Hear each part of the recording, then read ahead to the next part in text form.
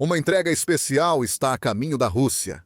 Tem o tamanho de uma baguete, mas o recheio não é nada saboroso. Não há frios ou almôndegas apimentadas nessa entrega, apenas poder de fogo explosivo. Isso é usado como ogiva em um foguete criado para ser a primeira defesa da Europa contra ataques de drones russos. Essa nova arma parece mais um modelo em escala de um foguete do que um míssil de verdade. Mas ela ameaça causar grandes problemas para Vladimir Putin e seus planos na Europa. O foguete é um produto da Estônia, e é por isso que o pequeno míssil da Estônia está prestes a se tornar um enorme problema para a Rússia. Em 10 de novembro, o Telegraph relatou uma exibição de um míssil especial, segurado nas mãos de Kust Salm, que é o diretor executivo da Frankenberg Technologies. O foguete tem 256 polegadas de largura e foi chamado de Mark I. Para Putin, essa arma pequena, que lembra mais um foguete tradicional do que uma arma funcional, é um verdadeiro pesadelo. Por quê? Ela dá à Ucrânia e Europa uma resposta aos drones de longo alcance russos.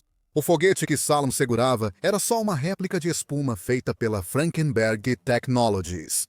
O míssil real está em desenvolvimento e quase pronto para defender a Europa.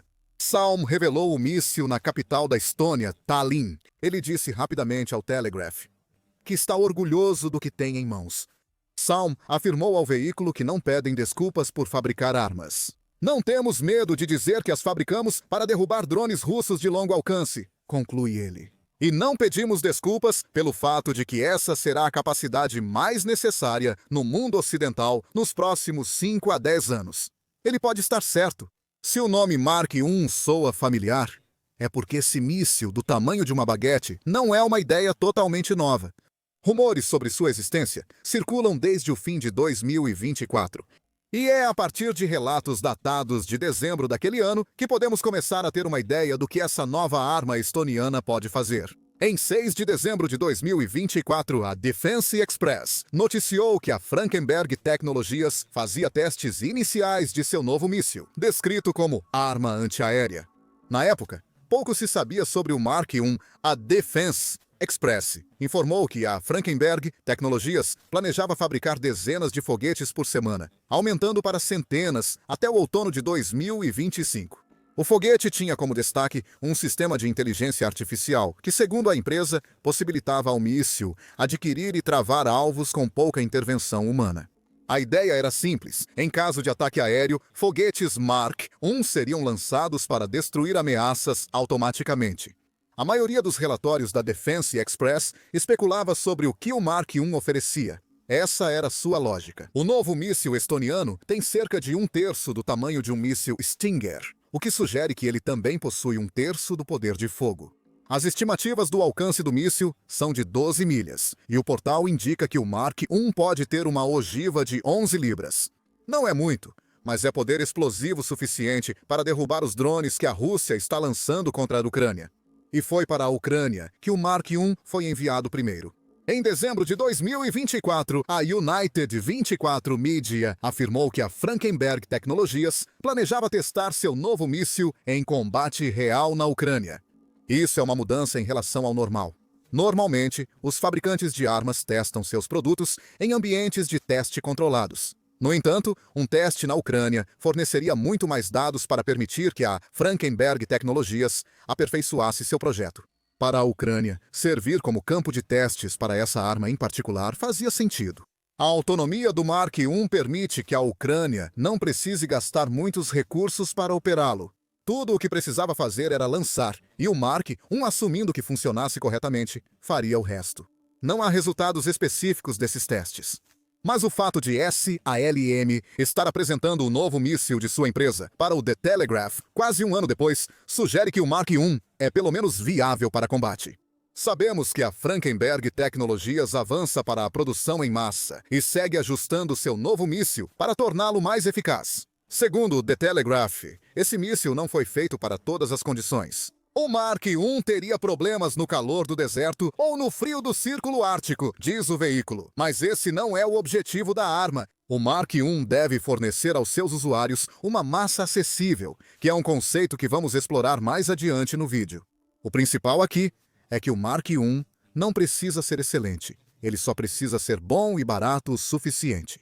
No momento, o míssil ainda não chegou lá. Salm diz que o objetivo é fazer com que o Mark I acerte o alvo em 90% das vezes. O míssil está em 56%, o que não é ruim para um foguete, que pode custar só 52.700 dólares americanos. Salm acredita que uma taxa de sucesso de 56% já justifica a produção em massa. Ele afirma que a Frankenberg Technologies abriu fábricas em 2 países da OTAN. Agora, centenas desses mísseis baratos serão produzidos diariamente, enquanto antes Sam queria essa quantidade por semana. Parece que o Mark I está adiantado, pelo menos no que diz respeito à produção. Ainda assim, é preciso mais trabalho para transformar o míssil de um conceito brilhante, que quase funciona em um míssil de verdade. Essa será a verdadeira ameaça, a abordagem russa em evolução para a guerra. Encaixar sensores, combustível e ogiva na pequena estrutura do Mark I tem sido um desafio e provavelmente afeta sua precisão. Como observa o Telegraph, um foguete minúsculo, queimando sua reserva de combustível, começa a inclinar em um ângulo diferente do pretendido devido aos problemas de peso causados pelo desaparecimento do combustível. Salm afirma que a tecnologia Frankenberg está se antecipando a esses desafios, pois já trabalha para ajustar o formato, posição das asas, centro de gravidade e de pressão, essas coisas. Claro, para garantir máxima precisão ao novo foguete. Se Putin acha boa a taxa de sucesso de 56% do Mark I, deve saber que a tecnologia Frankenberg leva essa experimentação a sério. O Telegraph afirma que a empresa contratou os melhores engenheiros para aprimorar seu novo míssil, com um deles sendo Andreas Buppert. Ele foi um dos principais responsáveis pelo sistema de defesa Infrared Imaging System Tail Thrust Vector Controlled, acompanhado do engenheiro-chefe do míssil Spear 3 do Reino Unido. Esses engenheiros se uniram ao que Salm chama de equipe de gênios letões, reunindo experiência e conhecimento para buscar soluções. A Frankenberg Technologies mostra talento, como Salm diz, quando todos estão confusos, sem saber o que está acontecendo. Com 30 anos de experiência, ele lembra de um teste em 2006 que mostrou um pequeno problema, um parafuso rachado. Aqui é igual. As falhas do Mark I estão sendo rapidamente resolvidas, e o míssil pronto para entregar muitas. Um golpe pequeno, mas importante, nas ambições de Putin, e é por isso que o Mark I será seu pesadelo. Tudo depende do alvo do míssil ao ser lançado. Drones russos similares ao Shahed. Desde que a Rússia começou a construir seus próprios modelos do tipo Shahed, após inicialmente só comprar drones do Irã, eles viraram armas essenciais no arsenal russo. Putin sabe disso e priorizou para a Rússia construir o máximo possível desses drones de longo alcance. Em janeiro de 2024, a Reuters informou que a agência russa TAS afirmou que a Rússia planeja construir até 32 mil drones por ano até 2030. Na época, esse número era significativo, como destacou o ex-vice-primeiro-ministro da Rússia e atual ministro da Defesa, Andrei Belyusov. O volume anual de produção de veículos aéreos não tripulados, VANTs, excluindo os VANTs educacionais, está planejado em 32.500 unidades, disse Belyusov, em 2024. Isso é quase o triplo da produção atual. Ao mesmo tempo, está previsto que a participação dos 70% do mercado nesse tipo de veículo aéreo não tripulado. Esses números pareciam grandes antes, mas agora parecem pequenos. Nos quase 2 anos desde essa declaração, a Rússia expandiu dramaticamente sua produção de drones de longo alcance. Em agosto de 2025, o Kiev Independent informou que a Rússia pretende fabricar 79 mil drones Shahed até o fim de 2025, mais que o dobro da meta anual anunciada em janeiro de 2024. O aumento ocorreu quando a Rússia viu que podia causar grandes danos à Ucrânia só pela quantidade de drones. Esse dano nem sempre precisa ser resultado de ataques diretos às cidades e à infraestrutura da Ucrânia. Lançar várias ameaças aéreas simultâneas contra a Ucrânia aumenta a pressão sobre suas defesas aéreas. Mesmo abatendo cada drone, ainda há perda de mísseis, drones interceptadores e outras tecnologias usadas pela Ucrânia contra os Shahed da Rússia. Se não são as cidades e usinas de energia da Ucrânia queimando por tantos drones, é o saldo bancário do país. Um mês após o relatório do Kiev Independente, a ABC News da Austrália informou que a Rússia aumentou novamente a produção.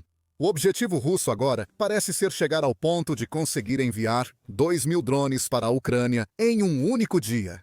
Segundo Christian Freuding, do Ministério da Defesa da Alemanha, a Rússia pode atingir esses números já em novembro de 2025. Em outras palavras, neste momento, a Rússia ainda não lançou nenhum ataque contra a Ucrânia, envolvendo 2.000 drones, embora já tenha lançado cerca de 700 ou 800 do tipo Shahed em um único dia, em várias ocasiões.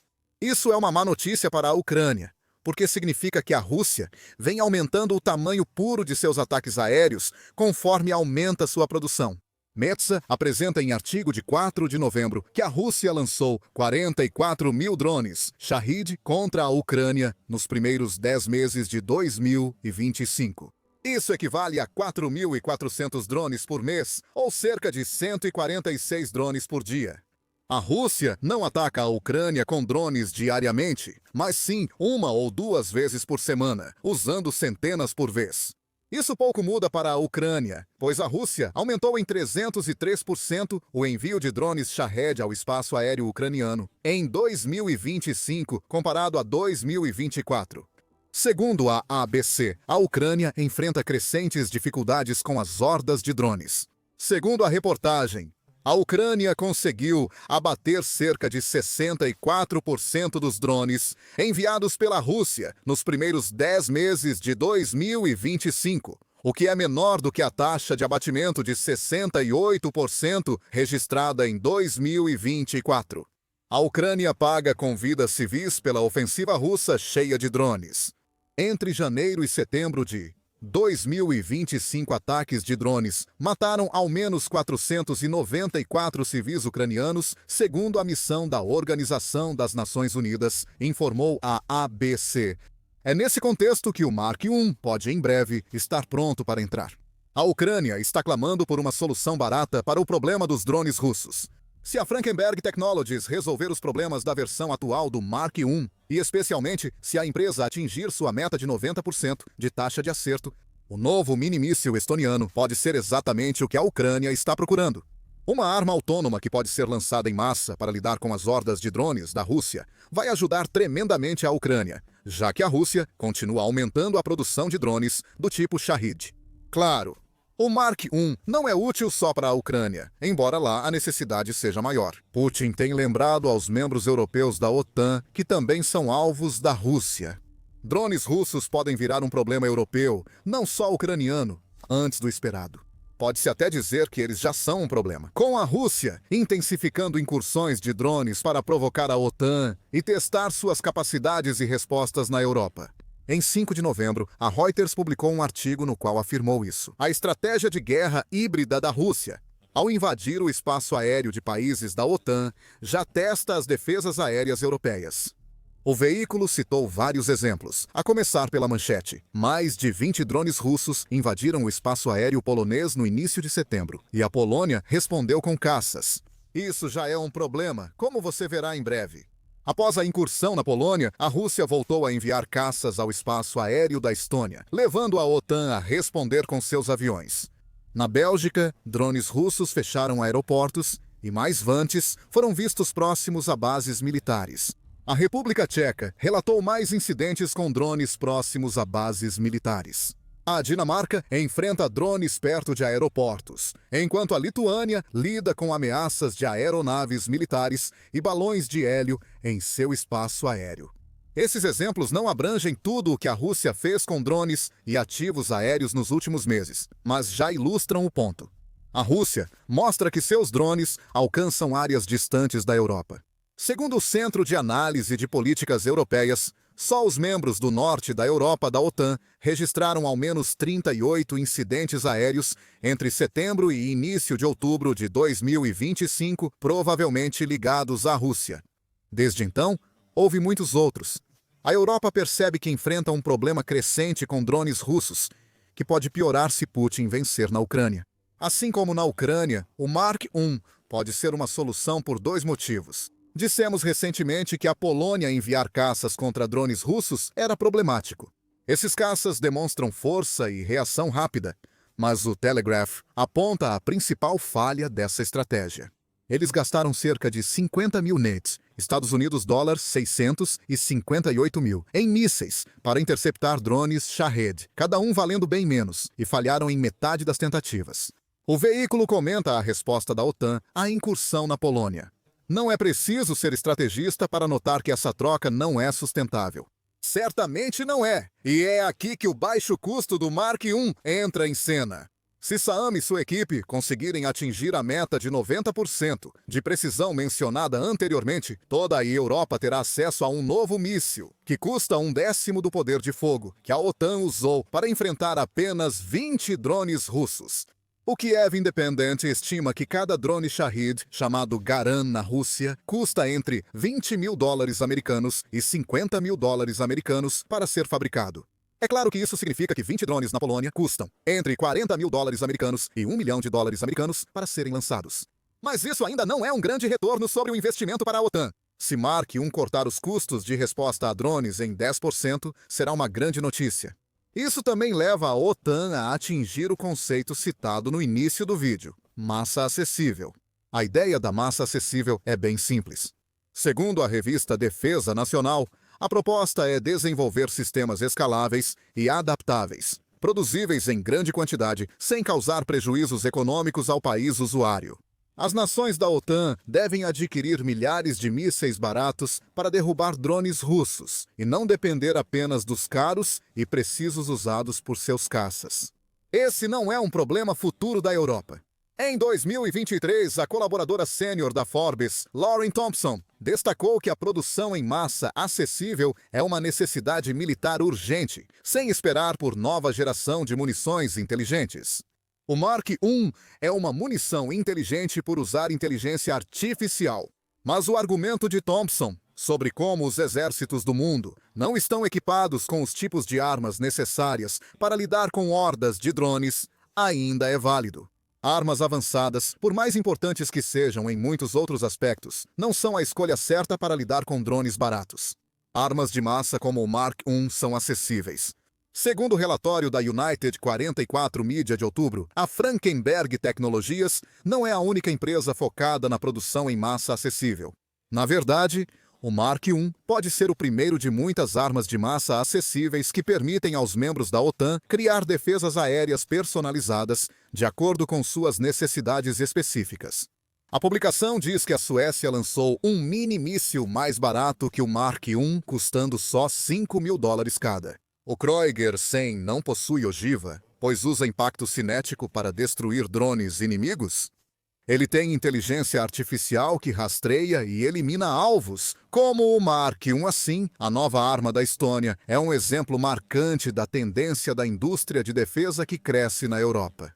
Tecnologia anti-drone acessível, que custa muito pouco e pode ser implantada em grande quantidade, está substituindo os mísseis e foguetes avançados que o Ocidente coletivo passou décadas desenvolvendo.